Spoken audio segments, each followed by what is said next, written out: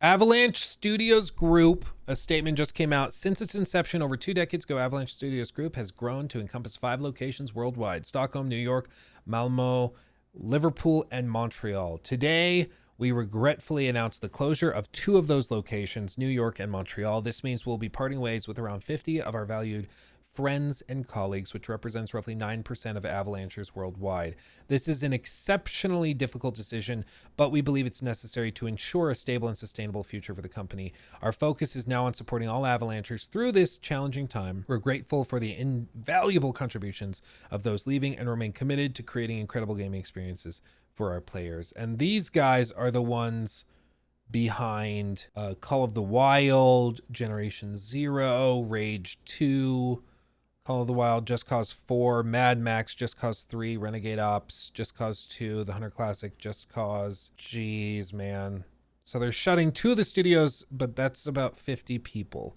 So they're smaller teams off in New York and Montreal. Some people, like when I hear Avalanche is closing, I immediately jump to Warner Brothers, because there's Avalanche through Warner Brothers, and Avalanche is it's a different team. So Hogwarts Legacy Avalanche is unaffected, which kind of makes sense because they had the most successful game of the year last year. But to hear these guys are facing layoffs sucks. But it's been a minute. They've had some difficulty getting things kind of figured out. Even this, it looks like their last Avalanche Studios game was what, Rage 2? Because this is Expansive Worlds, System Reaction, Systemic Reaction, Expansive Worlds, Just Cause 4. I mean, Just Cause 4, it really struggled. Honestly, like it just didn't come together. For me, I remember I tried it, I've played it. It's fine, but it's just really, really, I don't know. They were just trying to come up with what's the thing that will make this game worth getting. And they're like, well, let's add tornadoes and stuff. And it's fun to mess around in for like 20 minutes, but it just doesn't ever click together. Furthermore, it also launched super buggy and broken, if I recall correctly. Yeah, After wrapping up around 20 hours worth of Just Cause 4's story missions and having destructive fun blowing up basically all the things, I went back and read my review of Just Cause 3 from 2015. This, I thought, explains that deja vu sensation. With a few exceptions, that review will tell you everything you need to know about Just Cause 4's strengths. It's just as gloriously over the top and action movie stupid as the last one, but it doesn't really come with a must-have new idea to give it its own identity. Yeah, I remember seeing clips of these and I couldn't tell the games apart. I didn't know which was which. Weather controlling machine, I'd like to think I'd make more creative use of it. The new weather effects are cool to look at, but they're underused and weren't much fun to play around with when they were. It's not that there's nothing new under the tropical sun. For one, the map of the island of Solis feels just as expansive as Just Cause 3's Medici, without directly repeating it. Like a great filming location, you're never far from beaches, jungles, deserts, snowy mountains, and everything in between. Its urban areas are a tad on the bland side, but outside of that it checks all the boxes for what you'd want and expect in an open world game. Liberating that map has a new spin that resolves one of my chief complaints about Just Cause 3's repetitive propaganda-destroying missions. Almost all of the several dozen provinces have a real mission associated with it. Sure, you'll play most types more than once, but it's a significant step up in variety. I was disappointed by the Conquest map, though.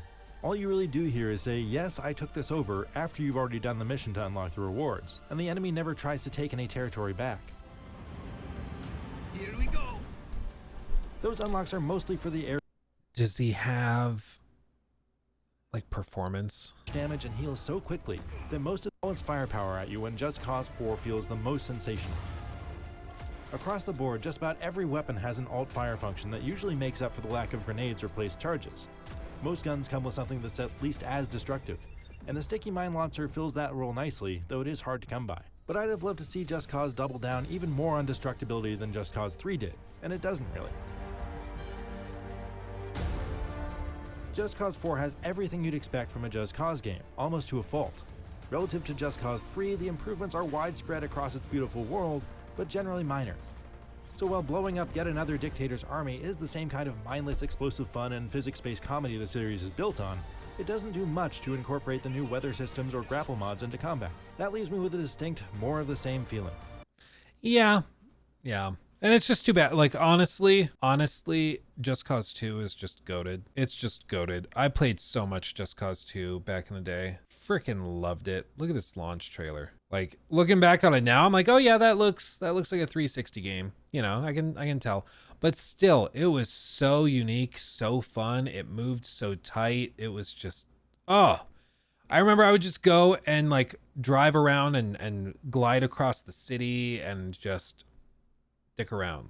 Like, I had so much fun with it. It's just so good. And even to this day, it's still a good time. But that's the thing is, like, Just Cause 3 didn't really crank a lot of knobs. They just kind of did more of the same. And then Just Cause 4 is basically just a DLC for Just Cause 3. Like, it really doesn't feel that different. Yeah, I love Just Cause 2.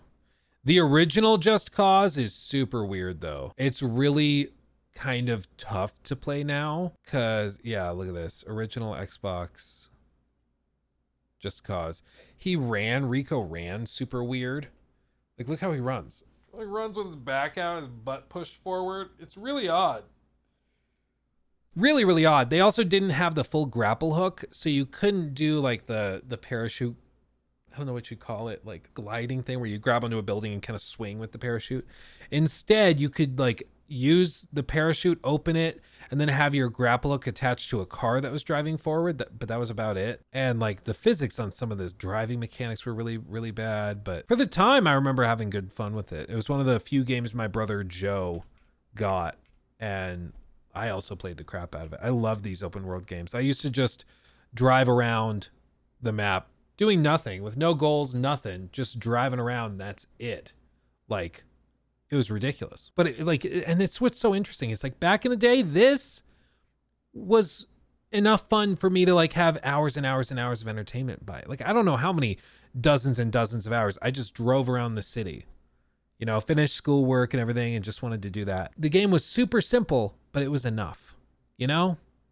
It was enough. And that's the difference. It's games now, very few of them feel like enough.